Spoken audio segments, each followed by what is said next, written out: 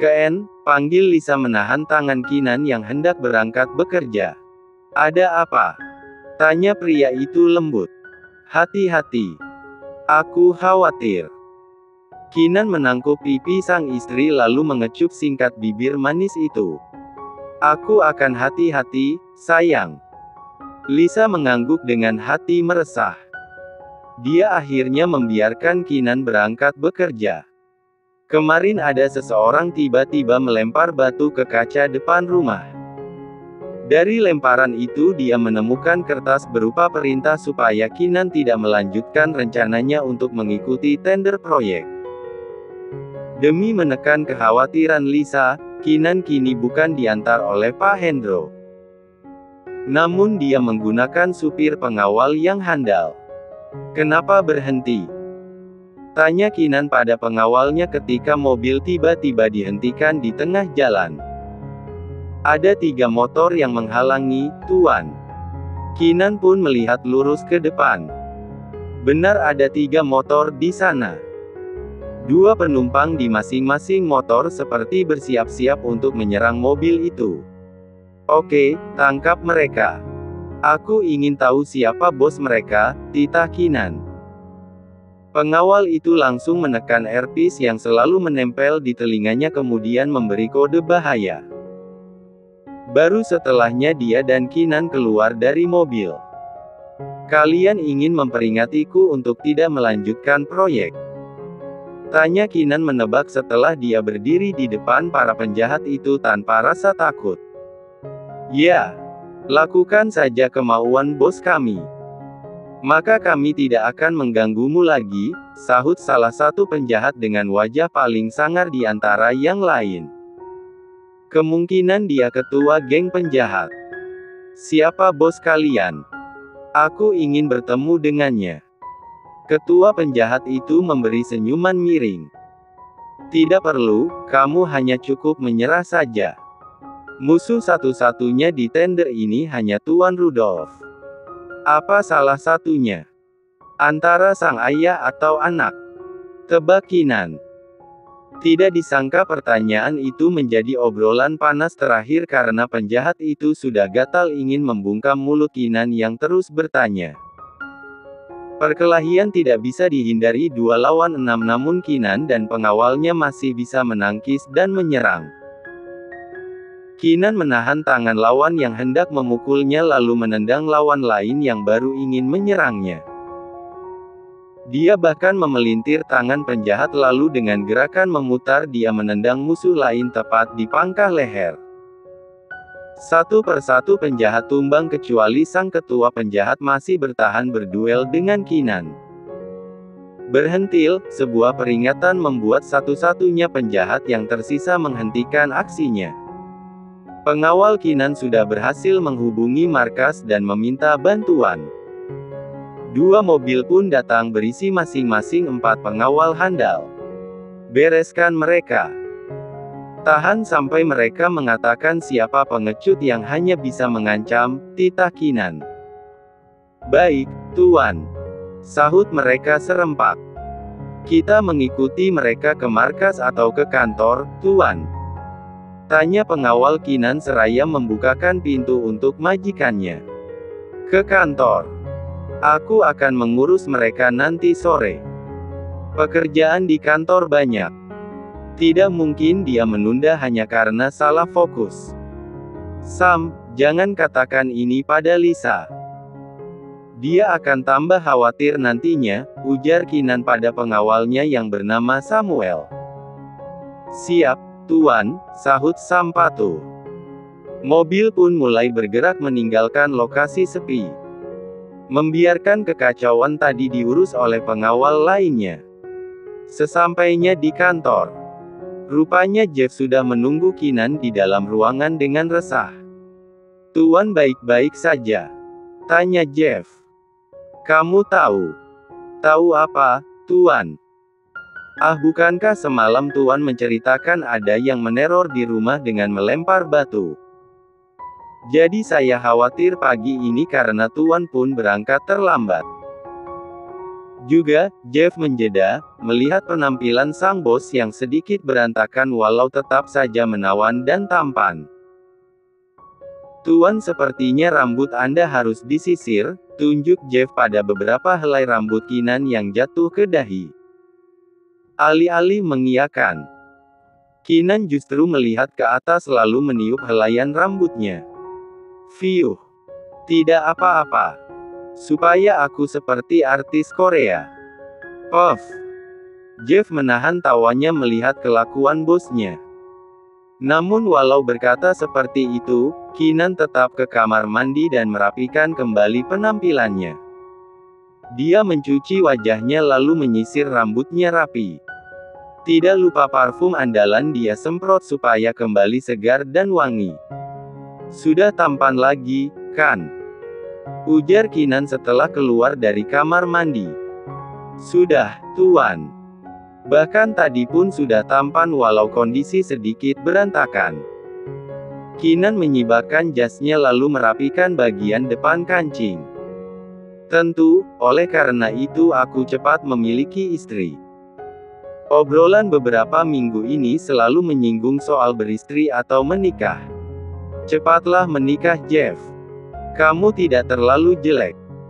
Keenan meneliti penampilan Jeff dari atas sampai bawah. "Tubuhmu tinggi tegap. Tidak terlalu jauh dengan tubuhku. Jadi kalau kamu mau, aku akan benar-benar mengenalkanmu pada wanita." Rasanya ingin mengeluhkan perkataan Keenan. Tapi Jeff tidak berani. Dia hanya bisa mengganti topik pembicaraan. "Oh iya, Mahesa juga mengaku mendapatkan teror yang sama, Tuan," ucap Jeff mengalihkan pernyataan Keenan. "Mahesa?" Beo Keenan menghentikan gerakannya yang hendak duduk di kursi hitam kedudukannya. "Iya, mereka melempar batu di mobil Mahesa. Namun isi pesarinya bukan soal tender, melainkan Lily. Mereka mengacam Mahesa untuk segera mengembalikan Lily," ungkap Jeff. "Tadi pagi dia menelpon Mahesa untuk bertanya mengenai produk. Karena Mahesa tahu malam itu yang mengantar Gabriela dan Lily adalah Jeff, jadi pria itu bercerita mengenai kepergian Lily dan teror yang semalam dia alami." "Bagaimana mereka tahu kalau Lily sempat bersama Mahesa?" tanya Keenan ikut penasaran. "Jika bukan karena CCTV, bisa jadi mata-mata Tuan Jeremy yang melihat Lily ada di rumah Mahesa kala itu." Keenan mengangguk-angguk. Dia menjatuhkan punggungnya di sandaran kursi. "Mungkin jika aku menjadi Jeremy, aku pun akan melakukan hal yang sama. Mencari istri kemanapun. Tapi dia terlalu berlebihan sampai meneror. Hal itu membuat aku yakin kalau orang yang menerorku semenjak aku menandatangani keikutsertaan tender proyek adalah dia," ujar Keenan. "Tapi aku lebih curiga lagi pada Victor, ayah Jeremy," imbuhnya. Jeff pun mengerutkan keningnya.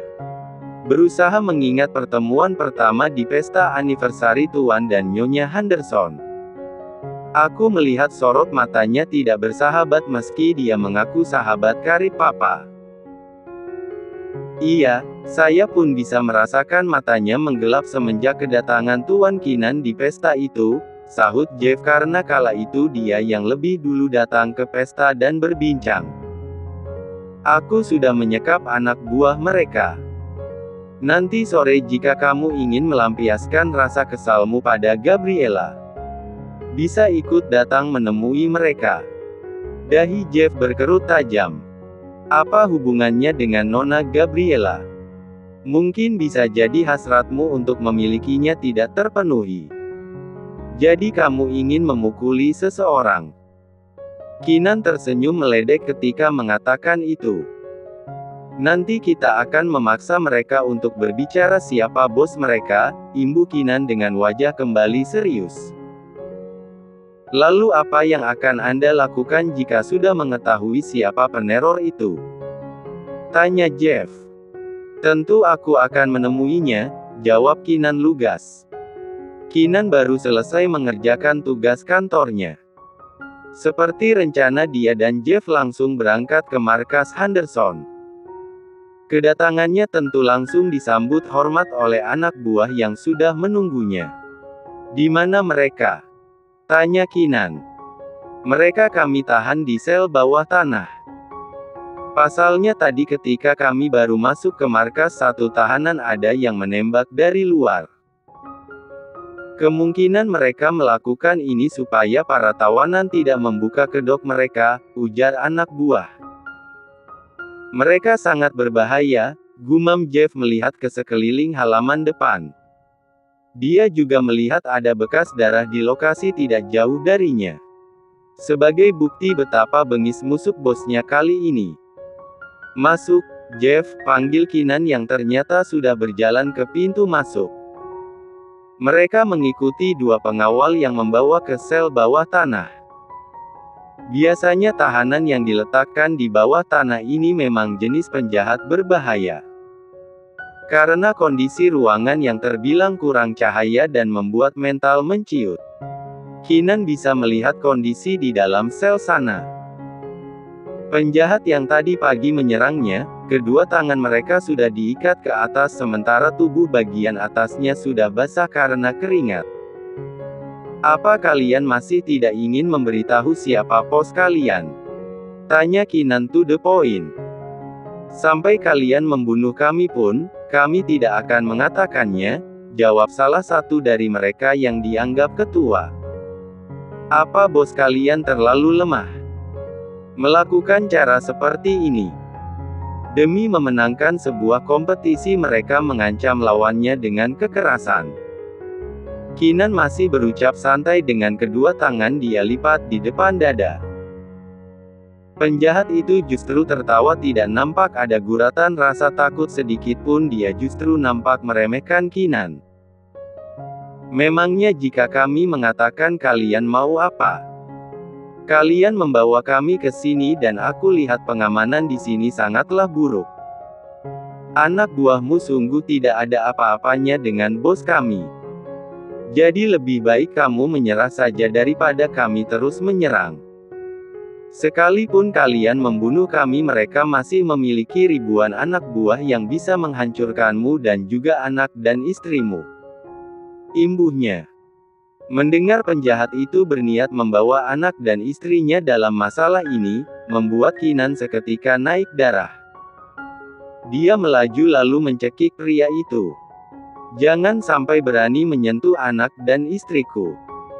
Karena aku akan melakukan lebih daripada kalian," ancam Keenan dengan emosi yang mulai meluap. Lagi-lagi ucapan Keenan itu hanya dibalas oleh gelak tawa oleh ketua penjahat. Tanpa basa-basi Keenan pun melayangkan tinju ke wajah pria itu hingga hidungnya sampai mengeluarkan darah. "Jeff, cari tahu siapa dia dan temukan keluarganya. Aku ingin melihat bagaimana perasaannya ketika aku juga melakukan hal yang sama pada anak dan istrinya." Titah Keenan tanpa memandang Jeff. Sorot tajam penuh ancaman itu tertuju tegas pada pria yang terikat tak berdaya di depannya. "Baik, Tuan," sahut Jeff segera menuju ruangan it. Senjata yang tepat dari Keenan mampu membuat sang penjahat itu ketakutan. Namun dia masih mencoba bersikap biasa saja. "Hahaha. Kamu tidak akan menemukan dataku karena aku adalah bekas narapidana yang tidak memiliki keluarga. Aku hidup sebatang kara," ujar ketua penjahat. Keenan tidak lagi banyak bicara. Dia hanya menyunggingkan senyum menunggu bagian it melacak wajah pria itu dengan aplikasi khusus yang mereka miliki. Tidak lama setelahnya, Jeff kembali membawa tablet khusus. "Bagaimana Jeff? Sudah ketemu?" tanya Keenan. Jeff mengangguk. Kemudian Keenan mengedipkan mata tanda asistennya itu dipersilahkan membacakan hasilnya. Sementara ketua penjahat sudah mulai pucat. Namanya adalah Prabowo Subagio. Dia tinggal di desa Kedungulu pinggir kota. Istrinya bernama Sumarsi yang sedang mengandung anak kedua mereka sedangkan anak pertamanya masih berusia 6 tahun, ungkap Jeff. Kenan kembali menatap penjahat itu. Wajah yang tadi nampak menentangnya kini berubah pias. Bagaimana? Aku sangat mudahkan menemukan datamu. Jadi kamu cukup katakan siapa bosmu sebelum aku berkunjung ke alamat yang sudah berhasil kami lacak, imbuhnya. Penjahat itu bingung, dia tidak tahu harus bagaimana. Apa kamu masih tidak mau mengatakannya? Aku bukan tipe orang yang suka menyiksa lawan, tetapi jika kalian berniat menyentuh keluargaku, maka akulah yang lebih dulu menyentuh keluarga kalian. Ingat, kita sama-sama sebagai kepala keluarga tentu akan selalu melindungi setiap anggota keluarga kita. Maafkan saya, Tuan. Jangan sakiti mereka. Aku terpaksa melakukan ini supaya mendapat uang yang banyak. Terlebih istri saya hendak melahirkan, dia mengalami kelainan di rahimnya dan membutuhkan biaya operasi yang banyak. Saya mohon jangan sentuh mereka, jangan katakan siapa saya sebenarnya karena mereka hanya mengenal saya sebagai tukang ojek. Penjahat itu ketakutan dan memohon dengan sangat. Oke. Kinan memasang telinga bersiap dengan jawaban penjahat itu. Tidak sulit, kamu cukup mengatakan siapa nama yang sudah meminta kalian meneror aku dan istriku berulang kali, karena aku tidak mau membuat hidup istriku menjadi khawatir. Penjahat itu masih saja menunduk diam. Masih diam? Tanya Kinan mengulang. Tapi jika saya mengatakan, saya juga takut mereka akan membunuh saya seperti rekan saya tadi, ujar penjahat itu. Apa kamu meragukan keamanan dariku? Aku bukanlah misi penjahat sepertinya yang tega menyakiti orang lain. Aku akan melindungi kalian semuanya jika kalian juga bisa memberikan informasi yang akurat pada aku, ucap Kinan penuh keyakinan. Sejenak penjahat itu berpikir, dia menoleh ke samping kepada teman namun yang lain ikut bungkam. Sampai akhirnya dia membuka mulutnya. Bos kami adalah Tuan Victor Rudolph. Kinan dan Jeff saling menatap seakan memberitahu kalau perkiraan mereka adalah benar. Apa kamu tahu apa tujuannya? Tanya Kinan. Tidak. Saya hanya diminta meneror jika perlu berlaku kasar pada Tuan dan juga istri Tuan asal tujuan mereka tercapai, yaitu menghentikan niat Tuan dalam tender proyek itu, ungkap sang penjahat. Lalu apa dia juga yang meneror Mahesa? Tanya Jeff. Bukan, jika itu adalah perbuatan Tuan Jeremy. Dia sempat mendapat jejak Nona Lily berada di rumah itu. Kedua orang itu sangat berbahaya. Bahkan mereka tidak segan untuk membunuh siapapun yang menghalangi jalan mereka, ungkap penjahat itu lagi. Kinan menarik nafasnya. Dia rasa informasi itu cukup. Kalian, pindahkan mereka ke ruangan khusus. Beri mereka makanan yang teratur. Jangan lepas. Jangan beri celah pada mereka untuk berkomunikasi dengan dunia luar, titah Kinan. Tentu dia tidak akan melepas mereka. Jika saja mereka menjadi baik, Victor bisa membunuh mereka.